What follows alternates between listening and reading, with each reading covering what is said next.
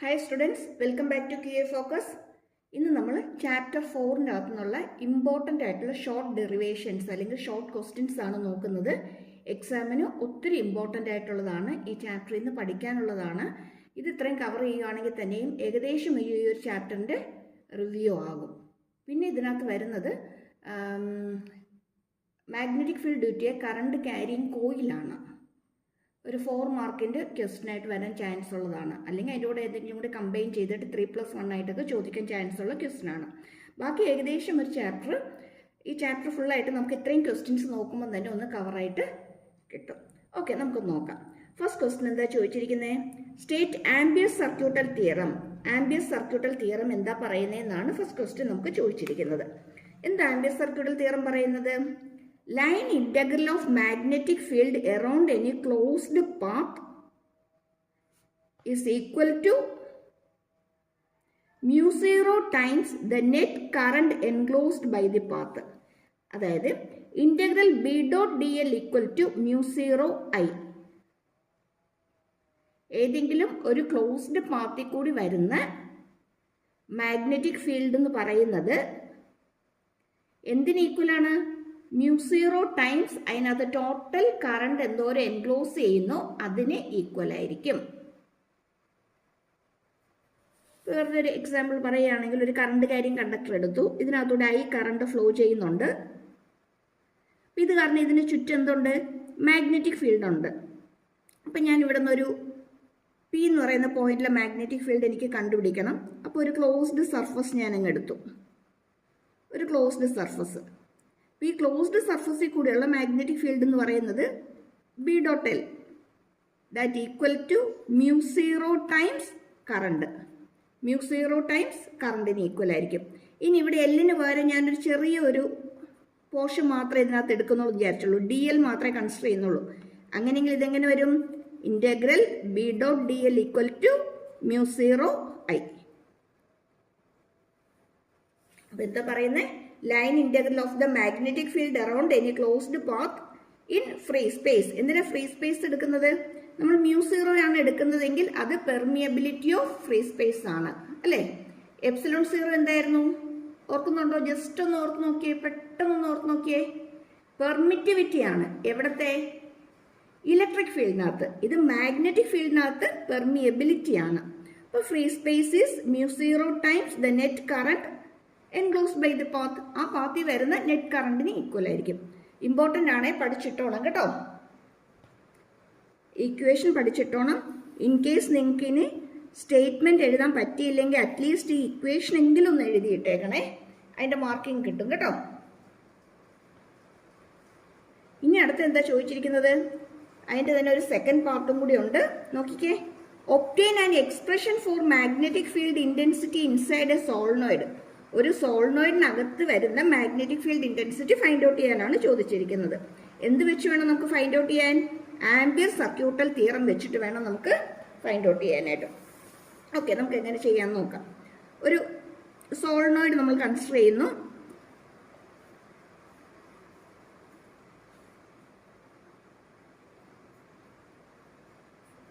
ഈ സോളിനോയിഡിൽ കൂടെ I current flow ചെയ്യുന്നുണ്ടെന്ന് വിചാരിച്ചോളൂ. ഇതിന്റെ സെൻറ്റർ XY എന്നെടുത്തു.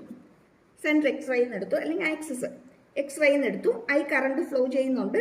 ഇതിനകത്തുള്ള മാഗ്നറ്റിക് ഫീൽഡ് വേണം ഫൈൻഡ് ഔട്ട് ചെയ്യാനായിട്ട്.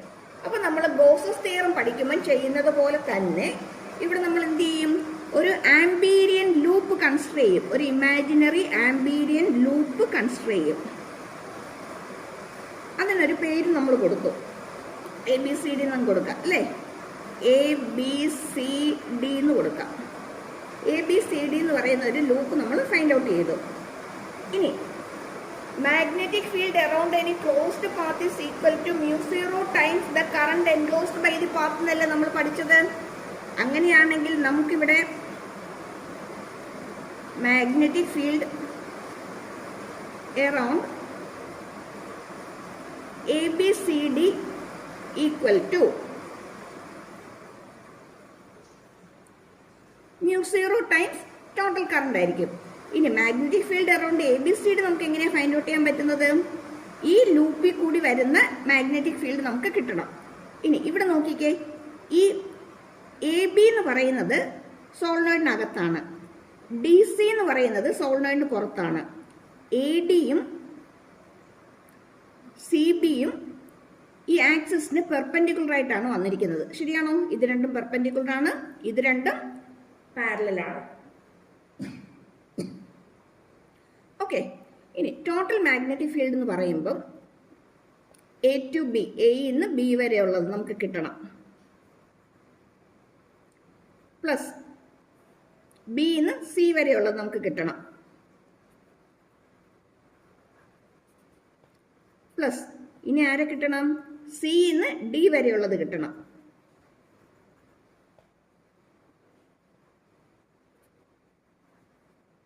പ്ലസ് ഇനി ആരെ കിട്ടണം? ഡിയിൽ നിന്ന് എ വരെ ഉള്ളത്. അങ്ങനെയെങ്കിലല്ലേ അത് ക്ലോസ്ഡ് സർഫസ് ആകത്തുള്ളൂ. അതെ. ഇനി നോട്ട് ചെയ്തേ, ഈ രണ്ട് സൈഡും പെർപെൻഡിക്കുലർ എന്ന് പറഞ്ഞു. പെർപെൻഡിക്കുലർ ആണെങ്കിൽ നമുക്ക് കോസ് 90 വരും. കോസ് 90യുടെ വാല്യൂ 0 ആണ് അല്ലേ? അങ്ങനെയാണെങ്കിൽ നമുക്ക് എ ഡിയും ബി സിയും എന്ന് പറയുന്ന പാർട്ട് നമുക്കങ്ങ് കളയാം. അതിനെക്കുറിച്ച് നമ്മളിനി ബോധേഡ് ആകേണ്ട കാര്യമേ ഇല്ല. അവിടെ എന്ത് വരത്തില്ല? മാഗ്നറ്റിക് ഫീൽഡ് നമുക്ക് കിട്ടുന്നില്ല. കാരണം കോസ് 90 0 ആണ്. അതുകൊണ്ട് നമുക്ക് ആരെയൊക്കെ കളഞ്ഞേക്കാം? ഡി എയും സി ബിയും അല്ലേ? ഡി എ വരുന്ന പാർട്ട് ഏതാണ്, സി ബി വരുന്ന പാർട്ട് ഏതാണെന്നുള്ളത് നമുക്ക് നോക്കണം. ഡി എ വരുന്നത് ഈ ലാസ്റ്റ് എൻഡാണ്, അതങ്ങ് പോയി. ഇനി സി ബി വരുന്നതോ ഇതാണ്, ഇതും അങ്ങ് പോയി. ഓക്കെ ആണോ? ഇനി ഡി സി നോക്കിക്കേ. ഡി സി എന്ന് പറയുന്നത് ഈ കോയിലിന് പുറത്തല്ലേ? അവിടെ ഏതെങ്കിലും രീതിയിലുള്ള കറണ്ട് ഉണ്ടോ? ഇല്ല. അതിനകത്ത് എന്തില്ല? കറണ്ട് വരുന്നില്ല അല്ലേ? ആ പാർട്ടിൽ അത് ഇതെന്ന് പറയുമ്പോൾ ഇതിനകത്ത് വരുന്നുണ്ട്. ഈ കോയിലിൽ കൂടി ഇങ്ങനെ കറണ്ട് ഫ്ലോ ചെയ്യുന്നതിൻ്റെ അകത്താണ് എ ബി വരുന്നത്. പക്ഷെ ഡി സി എന്ന് പറയുന്നതോ കോയിലിന് പുറത്താണ്. കോയിലിന് പുറത്താകുമ്പോൾ അവിടെ എന്തില്ല? കറണ്ട് ഇല്ല. അപ്പോൾ അങ്ങനെ ആകുമ്പോഴത്തേക്ക് അവിടെ നമ്മൾ μ0 ആയി കിടത്ത് വരുമ്പോഴത്തേക്ക് നമുക്ക് അവിടെ എന്ത് കിട്ടത്തില്ല? കറണ്ട് അവിടെ വരുന്നില്ല. ആ ലൂപ്പിനകത്ത് എന്ത് വരുന്നില്ല? മാഗ്നറ്റിക് ഫീൽഡും വരുന്നില്ല. അപ്പം ഡി സി എന്ന് പറയുന്ന സൈഡ് എടുക്കുമ്പോഴും നമുക്ക് അവിടെ എന്തില്ല? മാഗ്നറ്റിക് ഫീൽഡ് നമുക്ക് അവിടെയും കിട്ടുന്നില്ല. പിന്നെ ആകെ ആര് മാത്രമേ ഉള്ളൂ? എ ടു ബി മാത്രമേ നമുക്കുള്ളൂ. എ ടു ബി മാത്രമേ ഉള്ളൂ. ഇനി എ ബിയുടെ ലെന്ത് എല്ലാം എന്നാണ് എടുക്കുന്നതെങ്കിൽ നമുക്കിവിടെ ബി ഡോട്ട് ഡി എല്ലിന് പകരം നമുക്ക് എന്തെഴുതാം? ബി എൽ എന്ന് എഴുതാം അല്ലേ? അങ്ങനെയാണെങ്കിൽ B L equal to Ampere law വെച്ചിട്ട് എന്തെഴുതാം? μ0 ഐ ആണ്. ഇനി ഇവിടെ ഐ എന്ന് പറയുന്നത് ഈ സോളിനോയിഡിനകത്ത് വരുന്ന നെറ്റ് കറണ്ടാണ്, ടോട്ടൽ കറണ്ടാണ്. ഇപ്പം μ0 into net current, total current, that equal to μ0 into ഇതിനകത്ത് n ടേൺസ് ഉണ്ടെങ്കിൽ ടോട്ടൽ കറണ്ട് എന്ന് പറയുന്നത് NI ആയിരിക്കും. n ടേൺസ് ഉണ്ടെങ്കിൽ ടോട്ടൽ കറണ്ട് എന്ന് പറയുന്നത് NI ആയിരിക്കും. ഇപ്പം μ0 NI എന്ന് കിട്ടും. μ0 NI നമുക്ക് B L equal to μ0 NI എന്ന് കിട്ടി. നമുക്ക് ബി മാത്രം കിട്ടിയാൽ മതിയല്ലോ. B equal to μ0 NI by L എന്ന് കിട്ടും. μ0 NI ബൈ എൽ എന്ന് കിട്ടും. അപ്പോൾ ഇതൊരു ഇക്വേഷനാണ്, പഠിച്ചിട്ടോണം. Magnetic field inside a solenoid is B equal to μ0 NI by L. ഇല്ലെങ്കിൽ ഈ N ബൈ എൽ എന്ന് പറയുന്നത് total number of turns by total length ആണ്. ഇതിനെ നമുക്ക് സ്മോൾ n എന്നും എഴുതാം. സ്മോൾ n എന്താ? Number of turns per unit volume. Number of turns per unit volume അല്ല, യൂണിറ്റ് ലെന്ത് ആണ്. നമ്മളുടെ ലെന്ത് അല്ലേ കൺസിഡർ ചെയ്യുന്നത്? Unit length. അങ്ങനെയാണെങ്കിൽ ഇക്വേഷൻ എങ്ങനെ മാറ്റി എഴുതാം? ബി ഈക്വൽ ടു μ0 NI എന്നും എഴുതാം. കണ്ടോ, നമുക്കിവിടെ രണ്ട് എക്സ്പ്രഷൻ കിട്ടുന്നുണ്ട്. അപ്പോൾ എന്താ ചെയ്യേണ്ടത്? ആദ്യം ഈ സോളിനോയിഡ് വരയ്ക്കുക, ഒരു ആംബീരിയൻ ലൂപ്പ് കൺസിഡർ ചെയ്യുക, എന്നിട്ട് നമുക്ക് net flux total magnetic field എന്ന് പറയുന്നത് എല്ലാ സൈഡിൽ കൂടി വരുന്നത് ആഡ് ചെയ്യണം. ആഡ് ചെയ്യുമ്പോൾ രണ്ട് സൈഡ് പെർപെൻഡിക്കുലർ ആണ്, അത് രണ്ടും 0 ആണ് നമ്മൾ കൺസിഡർ ചെയ്യേണ്ട. പുറത്ത് കറണ്ട് ഇല്ല, അപ്പോൾ അതും കൺസിഡർ ചെയ്യേണ്ട. ആരെ മാത്രം എടുത്താൽ മതി? എ ബി എന്ന് പറയുന്ന സൈഡ് മാത്രം നമ്മൾ കൺസിഡർ ചെയ്താൽ മതി. ഇനി എ ബിയുടെ ലെന്ത് എല്ലാണ്, അതുകൊണ്ട് നമുക്ക് എന്ത് എഴുതാം? B L equal to μ0 net current ആണ് അല്ലെങ്കിൽ ടോട്ടൽ കറണ്ട് ആണ്, അത് NI ആണ്. അങ്ങനെയാണെങ്കിൽ B equal to μ0 NI by L എന്ന് കിട്ടും. ഇനി നമുക്ക് എന്ത് മാറ്റി എഴുതാം? N by L equal to small N. Small N ആരാ? Number of turns per unit volume. അങ്ങനെയെങ്കിൽ ഇത് എഴുതിയാൽ മതി. ഇത് നിങ്ങൾക്ക് പ്രോബ്ലം എല്ലാം ചോദിക്കുവാണെങ്കിൽ ഒന്ന് മനസ്സിലാകാനായിട്ട് ഡീറ്റെയിൽ ആയിട്ട് പറഞ്ഞതേ ഉള്ളൂ. ഇത് എഴുതണ്ട, ജസ്റ്റ് ഈ ഇക്വേഷൻ എഴുതുക. ഇത് കഴിയുമ്പോഴത്തേക്കും N by L is equal to small N, therefore B equal to mu 0 N I എന്ന് എഴുതിയാൽ മതി. ക്ലിയർ ആയോ? മനസ്സിലായോ ഇത്? ഓക്കെ, ഇമ്പോർട്ടൻ്റ് ആണ്, പഠിച്ചിട്ടോണം കേട്ടോ.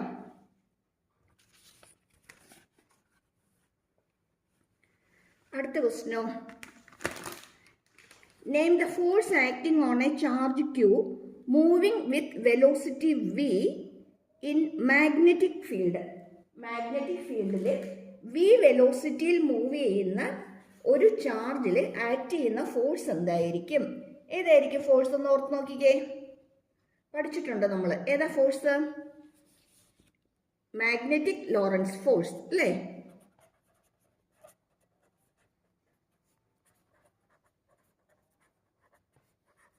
ശരിയല്ലേ? Magnetic Lorentz force F equal to Q into V cross B. ശരിയാണോ? അല്ലെങ്കിൽ എന്തെഴുതാം? QVB sine theta. QVB sine theta. Write the expression of the above force. Expression ഏതാ? F equal to QVB sine theta. ഇത് പഠിക്കുമ്പോൾ ഒരു കാര്യം കൂടെ not ചെയ്തോണം. തീറ്റയുടെ വാല്യൂ 0 വരുവാണെങ്കിൽ എന്ത് വരും? 90 വരുവാണെങ്കിൽ എന്ത് വരും? 90 വരുവാണെങ്കിൽ 1 ആണ്, QVB ആണ്. 0 വരികയാണെങ്കിൽ ടോട്ടൽ ഫോഴ്സ് എന്തായിട്ട് മാറും? 0 ആയിട്ട് മാറും. അതൊന്ന് നോട്ട് ചെയ്തിട്ടോണേ. ഇനി അടുത്ത് എന്താ ചോദിച്ചിരിക്കുന്നത്? Find the equation of the radius of the path travelled by the charge. Find the equation of the radius of the path traveled by the charge.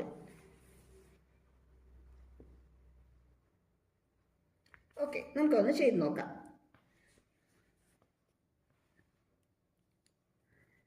First question, name the force അല്ലേ? Force ഏതായിരുന്നു?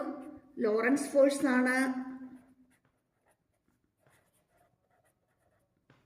കറക്റ്റായിട്ട് പറഞ്ഞാൽ magnetic Lorentz force ആണ്. ഇനി F കാണാനുള്ള equation എന്തായിരുന്നു? Magnetic Lorentz force അല്ലേ? F equal to Q into V cross B, അല്ലെങ്കിൽ Q V B sine theta. ഇനി ഇവിടെ ഈ ഫോഴ്സും വെലോസിറ്റിയും മാഗ്നറ്റിക് ഫീൽഡും പെർപെൻഡിക്കുലർ ആണെങ്കിൽ, ഒന്നിലെ പാർട്ടിക്കിൾ എൻട്രി ചെയ്യുന്നത് മാഗ്നറ്റിക് ഫീൽഡിന് പെർപെൻഡിക്കുലർ ആയിട്ട്, അല്ലെങ്കിൽ മാഗ്നറ്റിക് ഫീൽഡ് അപ്ലൈ ചെയ്തിരിക്കുന്നത് വെലോസിറ്റിക്ക് പെർപെൻഡിക്കുലർ ആയിട്ട്, എന്തെങ്കിലും ആയിക്കോട്ടെ. നമുക്ക് ആകപ്പാടെ അറിയേണ്ടത് വിയും ബിയും പെർപെൻഡിക്കുലർ ആണെങ്കിൽ മാത്രം. അതായത് വി പെർപെൻഡിക്കുലർ ടു ബി ആണെങ്കിൽ നമുക്കറിയാം സൈൻ 90 വരും. സൈൻ 90യുടെ വാല്യൂ 1 ആണ്. അങ്ങനെയെങ്കിൽ ഫോഴ്സ് എഫ് ഈക്വൽ ടു എന്തായിട്ട് മാറും? QVB ആയിട്ട് മാറും. QVB ആയിട്ട് മാറും. ഈ കണ്ടീഷനിൽ ചാർജ് മൂവ് ചെയ്യുന്നത് സർക്കുലർ പാത്തിൽ കൂടിയായിരിക്കും. ചാർജ് മൂവ് ചെയ്യുന്നത് എന്ത് പാത്തിൽ കൂടിയായിരിക്കും? സർക്കുലർ പാത്തിൽ കൂടിയായിരിക്കും. സർക്കുലർ പാത്തായിരിക്കും. ഈ പാത്തിന്റെ റേഡിയസ് ഫൈൻഡ് ഔട്ട് ചെയ്യാനാണ് നമുക്ക് ക്വസ്റ്റ്യൻ ചോദിച്ചിരിക്കുന്നത്. അപ്പോൾ മാഗ്നറ്റിക് ലോറൻസ് ഫോഴ്സ് ആണ് ആക്ട് ചെയ്യുന്നത്. അന്ന് പറഞ്ഞ QVB സൈൻ തീറ്റയാണ്. QVB തീറ്റയുടെ വാല്യൂ 90 ആവുകയാണെങ്കിൽ ഫോഴ്സ് QVB ആയിട്ട് മാറും. അപ്പം പാർട്ടിക്കിൾ മൂവ് ചെയ്യുന്നത് സർക്കുലർ പാത്തിൽ കൂടിയായിരിക്കും. ഓക്കെ ആണോ?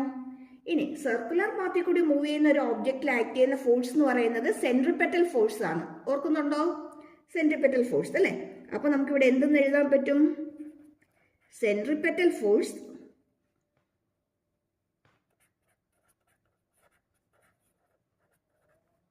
F equal to mv square by R. ഈ ആർ ആരാ? റേഡിയസ് ഓഫ് ദി പാത്ത് ആണ്. ആ ചാർജ് മൂവ് ചെയ്യുന്ന പാത്തിന്റെ റേഡിയസ് ആണ്. അതായത് Q charge V velocity move ചെയ്തുകൊണ്ടിരിക്കുകയാണ്. ഇതിന് പെർപെൻഡിക്കുലർ ആയിട്ട് ഒരു മാഗ്നറ്റിക് ഫീൽഡ് അപ്ലൈ ചെയ്ത് കഴിഞ്ഞാൽ ഈ പാർട്ടിക്കിൾ പിന്നെ ഈ നേരെ പോകുന്ന പാത്തിൽ നിന്ന് മാറിയിട്ട് ഏത് പാത്തിൽ കൂടി മൂവ് ചെയ്യാനായിട്ട് തുടങ്ങും?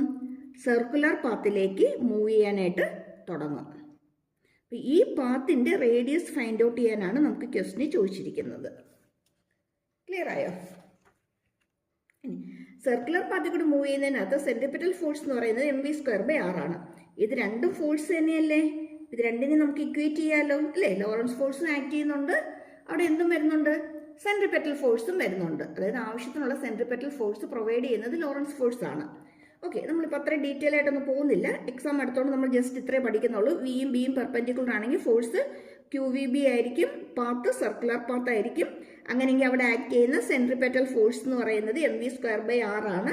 അങ്ങനെയെങ്കിൽ നമുക്ക് രണ്ടും കൂടി ഇക്വേറ്റ് ചെയ്യാം. That is mv²r equal to QVB ആണ്. അല്ലെങ്കിൽ mv² is equal to r into QVB ആണ്. ശരിയാണോ?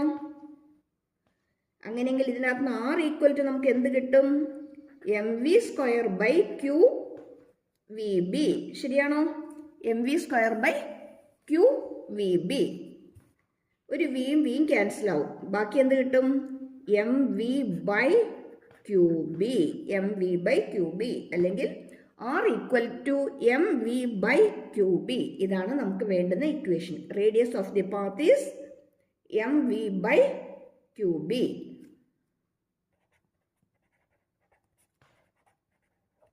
mv/QB പഠിച്ചിട്ടോണേ.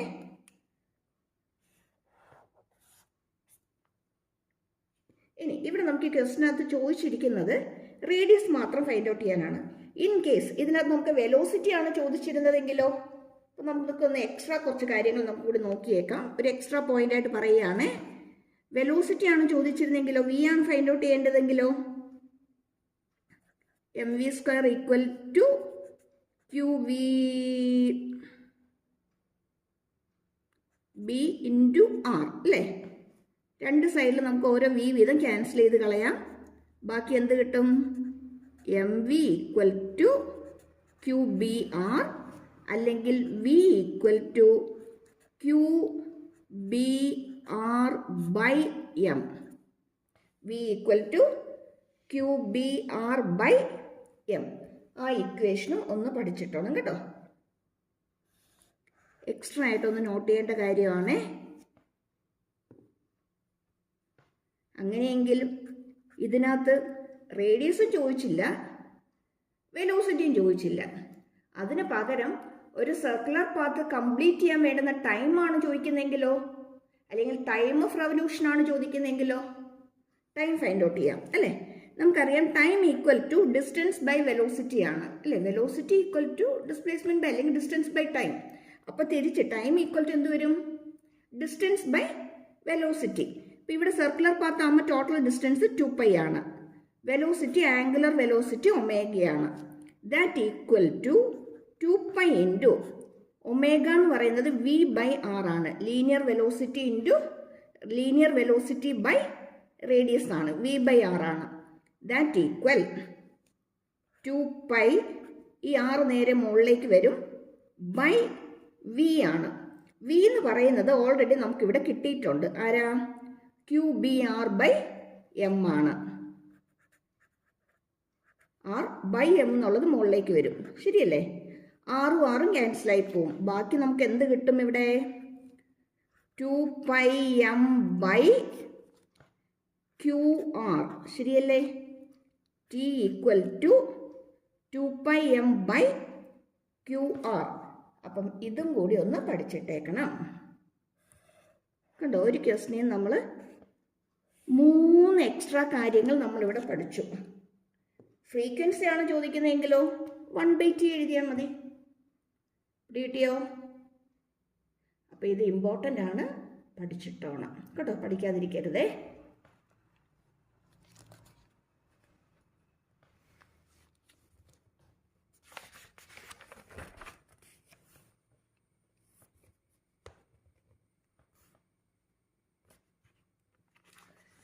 ഈ സെക്കൻഡ് ടേം ടോപ്പിക്സിൻ്റെയൊക്കെ ഡീറ്റെയിൽഡ് വീഡിയോസ് എല്ലാ ചാപ്റ്ററിൻ്റെയും അതെല്ലാം എക്സാം ക്വസ്റ്റ്യൻ ബേസിസിൽ തന്നെ, വെറുതെ ചാപ്റ്റർ തിയറി നോട്ട്സ് ആയിട്ടല്ല, എക്സാം ബേസിസിൽ ചോദിക്കുന്ന ക്വസ്റ്റ്യൻസിൻ്റെ തന്നെ വീഡിയോസ് അപ്ലോഡ് ചെയ്തിട്ടുണ്ട്.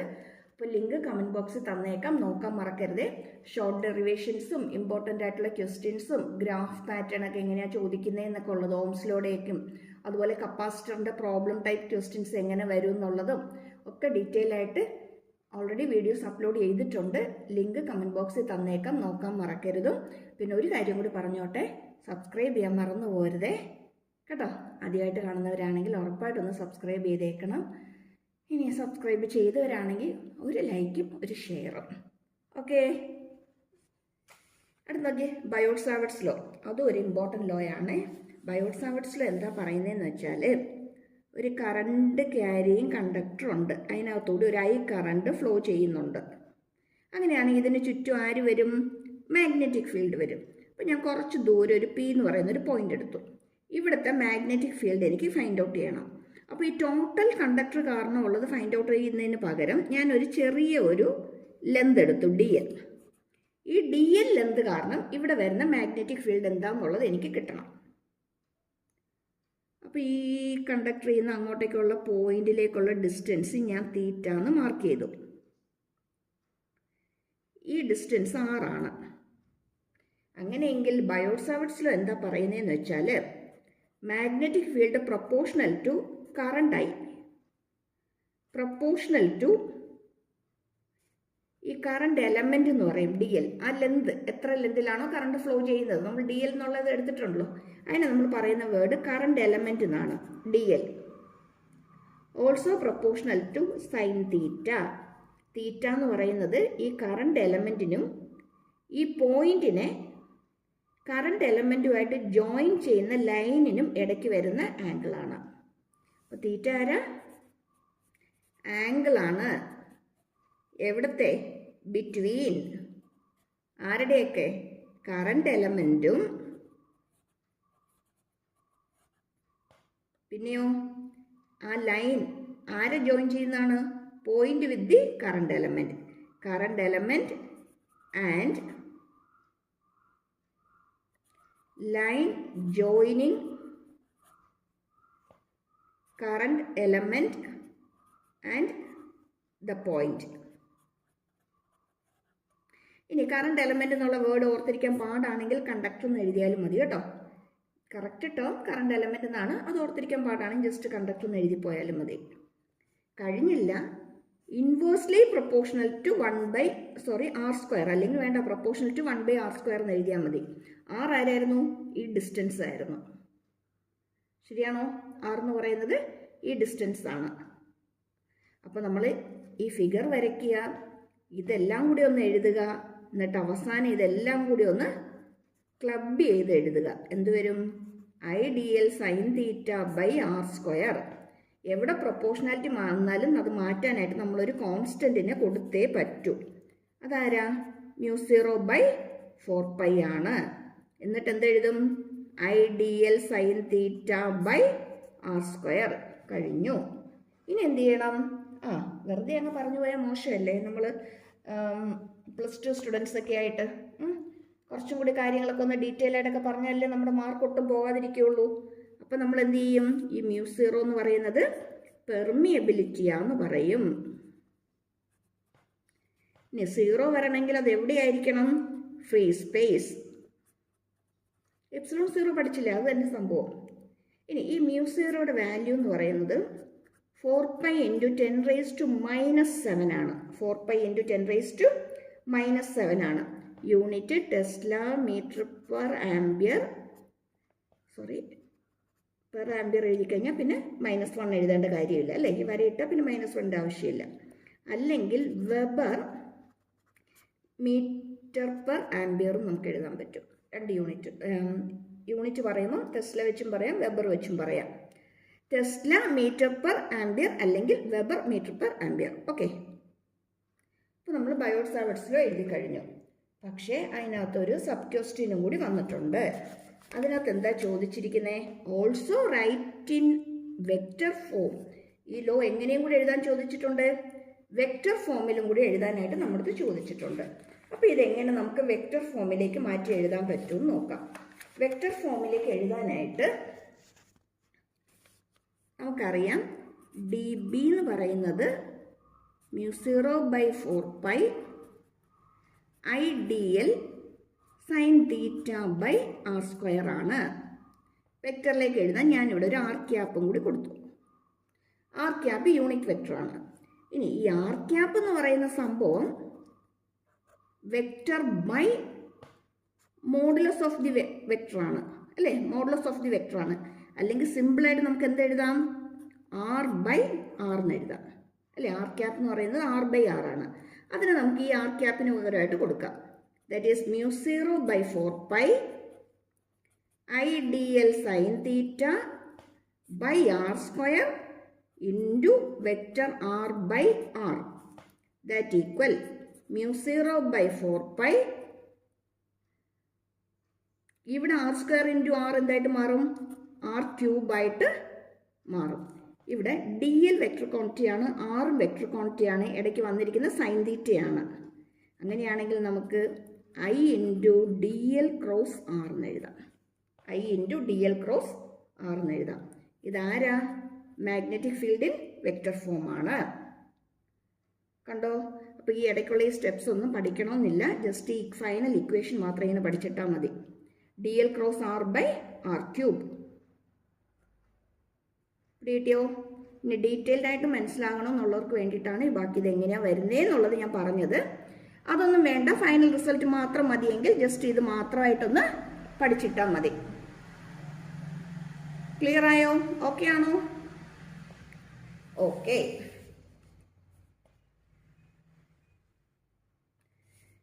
അടുത്ത ദിവസത്തിലേക്ക് പോവാം.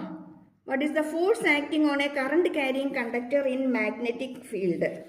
ഒരു കറണ്ട് ക്യാരിയിങ് കണ്ടക്ടറിനെ മാഗ്നറ്റിക് ഫീൽഡിൽ വെച്ചിരിക്കുകയാണെങ്കിൽ അതിനകത്ത് ആക്ട് ചെയ്യുന്ന ടോർക്ക് എന്തായിരിക്കും എന്നുള്ളതാണ് നമ്മുടെ ക്വസ്റ്റ്യൻ. ഓർക്കുന്നുണ്ടോ? ജസ്റ്റ് ഒന്ന് ആർക്കെങ്കിലും ഒന്ന് ഓർമ്മയുള്ളവരൊന്ന് പെട്ടെന്ന് അടുത്തിരിക്കുന്ന ഒരു പേപ്പറിലെ പെന്നിലോട്ട് പെട്ടെന്ന് ഇക്വേഷൻ ഒന്ന് എഴുതിക്കേ.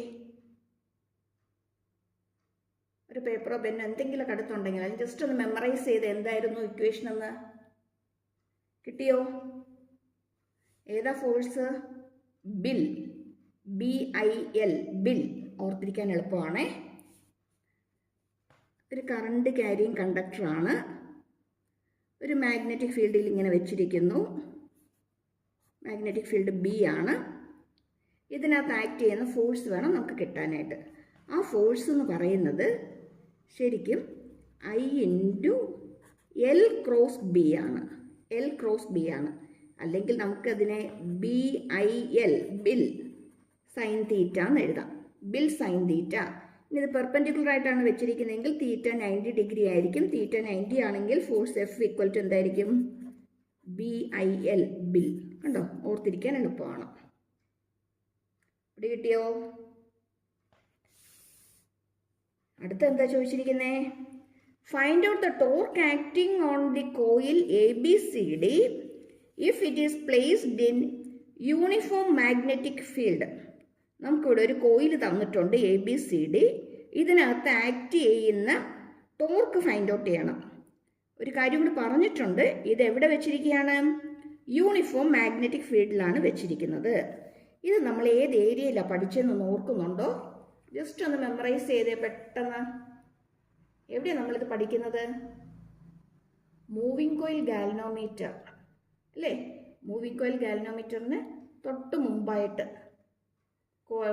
കോയിലിനകത്ത് വരുന്ന ഡിഫ്ലക്ഷനൊക്കെ പഠിക്കുമ്പോഴത്തേക്കും ആ ഏരിയയിലാണ് നമ്മൾ ഈ ടോർക്കൊക്കെ നമുക്ക് വേണ്ടി വരുന്നത്. അപ്പോൾ മൂവിങ് കോയിൽ പഠിക്കുന്നതിന് മുമ്പായിട്ട് നമ്മൾ അതിൻ്റെ ബേസിക് പ്രിൻസിപ്പിളിൻ്റെ കാര്യങ്ങളൊക്കെ പറയുന്നതിനകത്ത് വരുന്നതാണ് എന്ത്? Torque acting on A rectangular coil. ഇത് കഴിഞ്ഞിട്ടാണ് നമ്മൾ മൂവിങ് കോയിൽ ഗാൽവനോമീറ്റർ പഠിക്കുന്നത്. ഓക്കെ. ശരിക്കും ഇതിനകത്ത് ആക്ട് ചെയ്യുന്ന ടോർക്ക് കാണണമെങ്കിൽ നമുക്ക് ഏത് ഇക്വേഷനാണ് വേണ്ടത്? ഒരു കറണ്ട് ക്യാരിയിങ് കണ്ടക്ടറിൽ ആക്ട് ചെയ്യുന്ന ഫോഴ്സ് എന്താണെന്നുള്ളതാണ് നമുക്ക് വേണ്ടത്. ആ ഫോഴ്സിൻ്റെ പെർപെൻഡിക്കുലർ ഡിസ്റ്റൻസ് എടുക്കുമ്പോഴാണ് നമുക്ക് എന്ത് കിട്ടുന്നത്? ടോർക്ക് കിട്ടുന്നത്. ഓക്കെ, അതെങ്ങനെയാണ് നമുക്ക് ചെയ്യുന്നത് നമുക്കൊന്ന് നോക്കാം.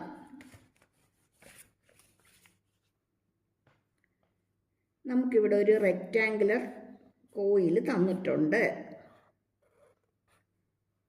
പേര് കൊടുക്കാം ABCD. ഇതൊരു മാഗ്നറ്റിക് ഫീൽഡിലാണ് വെച്ചിരിക്കുന്നതെന്നും പറയുന്നുണ്ട് അല്ലേ?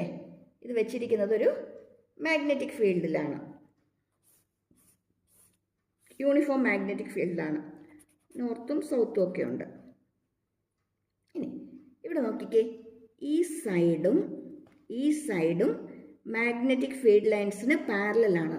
പാരലലാണെങ്കിൽ തീറ്റ 0 ആണ്, സൈൻ 0 ആണ്. ഈ രണ്ട് സൈഡിലും ഫോഴ്സ് ഒന്നും ആക്ട് ചെയ്യത്തില്ല. പിന്നെ ഇത് രണ്ടും പെർപെൻഡിക്കുലർ ആണ്. പെർപെൻഡിക്കുലർ ആണെങ്കിൽ അവിടെ ആക്ട് ചെയ്യുന്ന ഫോഴ്സ് ബില്ലാണെന്ന് നമ്മൾ പറഞ്ഞു. ശരിയാണോ? ഓക്കെ അല്ലേ? ഇനി ഇവിടെ ഫിഗറിൽ ഇതിലെ കറണ്ട് എൻ്റർ ചെയ്യുന്നുണ്ട്. ഈ സൈഡിൽ കൂടി മുകളിലോട്ട് ഫ്ലോ ചെയ്ത് ഇതിലെ കൂടി താഴേക്ക് പോരുകയാണ്. എന്ന് വെച്ചാൽ കറണ്ട് ഇതിലെ എൻ്റർ ചെയ്തു, ഇതിലെ ഫ്ലോ ചെയ്തു, ഇതിലെ വന്നു താഴേക്ക് പോന്നു. ഇവിടെ ഫ്ലോ ചെയ്യുന്ന മുകളിലോട്ടാണെങ്കിൽ ഇവിടെ ഫ്ലോ ചെയ്യുന്ന നേരെ താഴേക്കാണ് അല്ലേ? അപ്പോൾ രണ്ടിടത്ത് ആക്ട് ചെയ്യുന്ന ഫോഴ്സ് എങ്ങനെയായിരിക്കും? ഓപ്പോസിറ്റ് ആയിരിക്കും. അപ്പോൾ ഈക്വൽ ആൻഡ് ഓപ്പോസിറ്റ് ഫോഴ്സസ് ആയിരിക്കും ആക്ട് ചെയ്യുന്നത്. അപ്പോൾ ഈക്വൽ ആൻഡ് ഓപ്പോസിറ്റ് ഫോഴ്സ് വരികയാണെങ്കിൽ അവിടെ എന്ത് ആക്ട് ചെയ്യും? ഒരു ടോർക്ക് ആക്ട് ചെയ്യും. ക്ലിയർ ആയോ? അപ്പോൾ അങ്ങനെയെങ്കിൽ ഇവിടെ ആക്ട് ചെയ്യുന്ന ഫോഴ്സ് അല്ലേ, ഫോഴ്സ് ഓൺ AB എന്ന് പറയുന്നത് BIL ആണ്. അതുപോലെ തന്നെ ഫോഴ്സ് ഓൺ ഈ സൈഡ് DC അതും BIL ആണ്. BIL. ഈ L എന്ന് പറയുന്നത് ആരായിരിക്കും? ABയുടെയും DCയുടെയും ലെന്താണ് L എന്ന് പറയുന്നത്. ശരിയാണോ? ഇനി ടോർക്ക് ആണെങ്കിൽ നമുക്ക് എന്ത് ചെയ്യണം? ടോർക്ക് എന്ന് പറയുന്നത് ഫോഴ്സ് ഇൻറ്റു പെർപെൻഡിക്കുലർ ഡിസ്റ്റൻസ് ആണ്. ഇവിടുത്തെ പെർപെൻഡിക്കുലർ ഡിസ്റ്റൻസ് എന്ന് പറയുന്നത് BC ആണ്. നമുക്കതിനെ B എന്ന് എടുക്കാം, സ്മോൾ b എന്ന് എടുക്കാം. ഇപ്പോൾ പെർപെൻഡിക്കുലർ ഡിസ്റ്റൻസ് സ്മോൾ b ആണ് ഇവിടെ. അങ്ങനെയെങ്കിൽ BIL ഇൻറ്റു B എന്ന് വരും. ശരിയാണോ? ഇനി L ഇൻറ്റു B എന്ന് വെച്ചാൽ എന്തുവാ? Length into breadth. Length into breadth എന്ന് പറയുന്നത് ഇതിൻ്റെ ഏരിയയാണ്. പിന്നെ എന്തായിട്ട് മാറും? BI ഇൻറ്റു ഏരിയ A ആയിട്ട് മാറും. ശരിയാണോ? ഇവിടെ I ഇൻറ്റു ഏരിയ എന്ന് പറയുന്നത് M ആണ്. ആരാ M? Magnetic dipole moment. Magnetic dipole moment M ആണ്. അങ്ങനെയെങ്കിൽ നമുക്ക് torque equal to B into M, അല്ലെങ്കിൽ വെക്റ്റർ ഫോമിൽ എന്തെഴുതാം? M ക്രോസ് B എന്ന് എഴുതാം. Torque tau is equal to M cross B, അല്ലെങ്കിലോ MB sine theta. Torque tau equal to MB, അല്ലെങ്കിൽ വെക്റ്റർ ഫോമിലാണെങ്കിൽ M cross B, that is MB sine theta. ഇനി ഒരു കാര്യം ചോദിച്ചോട്ടെ, ഇത് കണ്ടപ്പം വേറെ ആരെങ്കിലും ഒന്ന് ഓർമ്മ വന്നോ? ഇത് ഓർക്കുന്നുണ്ടോ? P ക്രോസ് E ഇതെവിടെയായിരുന്നു? Torque acting on electric dipole. P electric dipole moment ആയിരുന്നു അല്ലേ? രണ്ടും പഠിച്ചിട്ടാണ് കേട്ടോ, രണ്ടും ഇമ്പോർട്ടൻ്റ് ആണ്. ഇതിൻ്റെ ഡീറ്റെയിൽ വീഡിയോ ചാനലിൽ കിടപ്പുണ്ട്.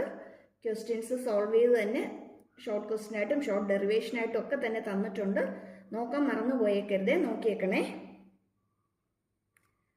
അപ്പം ക്ലിയർ ആയല്ലോ? ആ ക്വസ്റ്റ്യൻ നമുക്ക് കിട്ടിയല്ലോ അല്ലേ?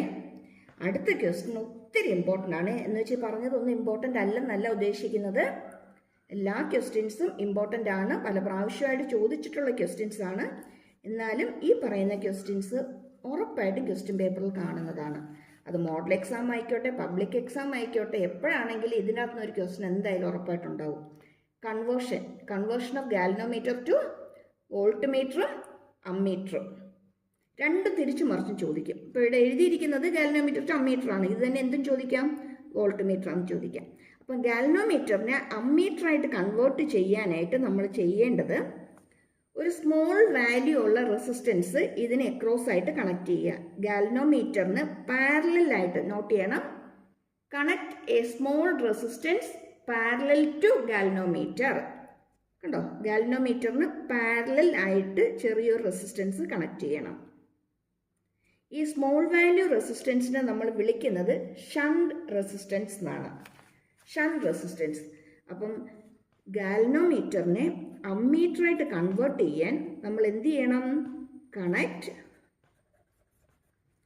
എ ഷണ്ട് റെസിസ്റ്റൻസ് എങ്ങനെ പാരലൽ ടു ജി ആരാ ഗാൽവനോമീറ്റർ ആണ്.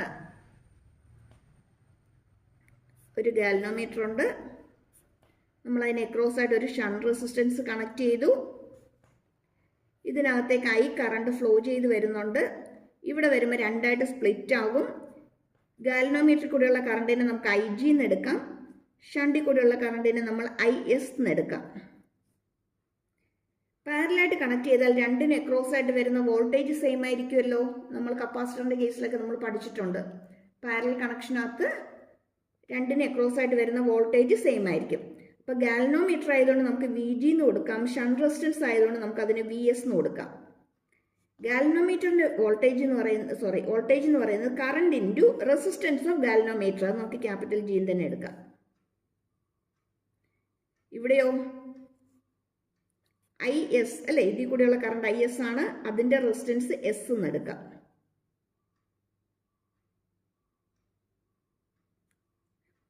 അങ്ങനെയെങ്കിൽ ഇവിടെ ജി കാണാനുള്ള ഇക്വേഷൻ എന്തായിരിക്കും?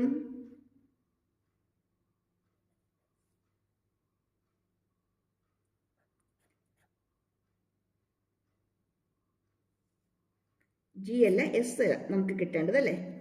എസ് ഈക്വൽ ടു നോക്കിയേ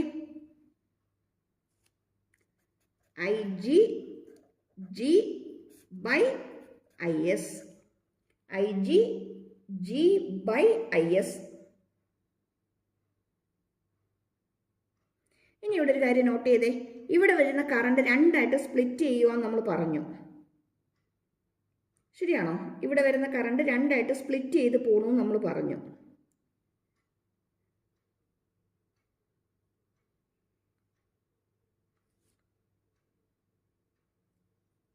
I G into G by I S. Okay, അങ്ങനെയാണെങ്കിൽ നമുക്ക് ഇതിൽ കൂടി ഫ്ലോ ചെയ്യുന്ന കറണ്ടിനെ ഐ മൈനസ് ഐ ജി എന്ന് എടുക്കാമല്ലോ. ഐ എസ് എന്ന് പറയുന്നത് ഐ മൈനസ് ഐ ജി ആയിരിക്കുമല്ലോ. അപ്പോൾ ഇവിടെ നമുക്ക് എന്ത് കൊടുക്കാം? I G into G by I minus I G എന്ന് കൊടുക്കാം. ഐ മൈനസ് ഐ ജി എന്ന് കൊടുക്കാം.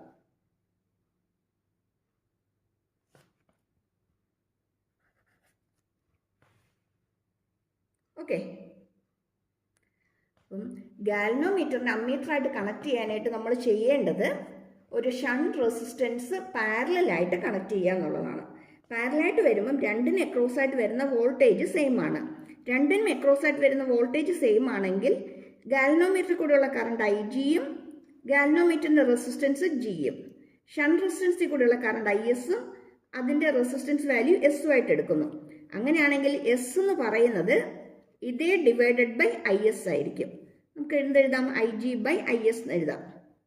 ഇനി വെറുതെ നമുക്കൊന്ന് ലോജിക്ക് വെച്ച് നോക്കാം. ഐ കറണ്ടാണ് വരുന്നത്, ഐ ജി ഇങ്ങോട്ട് പോകുന്നുണ്ട്. അപ്പം ബാക്കി ഐ എസ് എന്ന് പറയുന്ന ആരായിരിക്കും? ഐ മൈനസ് ഐ ജി ആയിരിക്കും അല്ലേ. ഐ ജി പോയിട്ട് ബാക്കിയുള്ളതല്ലേ ഇങ്ങോട്ട് വരുന്നുള്ളൂ. അപ്പം നമുക്ക് ഐ എസിന് പകരം നമുക്ക് എന്ത് കൊടുക്കാം? ഐ മൈനസ് ഐ ജി എന്ന് കൊടുക്കാം. ഇനി സെയിം ക്വസ്റ്റ്യൻ തന്നെ നമുക്ക് ചോദിക്കുന്നത് വോൾട്ട് മീറ്ററായിട്ട് കൺവേർട്ട് ചെയ്യാനാണെങ്കിൽ നമ്മളിവിടെ ചെയ്യേണ്ടത് ഒരു റെസിസ്റ്റൻസ് സീരീസിൽ കണക്ട് ചെയ്യുക എന്നുള്ളതാണ്. ഗാൽവനോമീറ്ററിൻ്റെ കൂടെ ഒരു റെസിസ്റ്റൻസ് സീരീസിൽ കണക്ട് ചെയ്യുക എന്നുള്ളതാണ്. ഒരു റെസിസ്റ്റൻസ് സീരീസിൽ കണക്ട് ചെയ്ത് കഴിയുമ്പം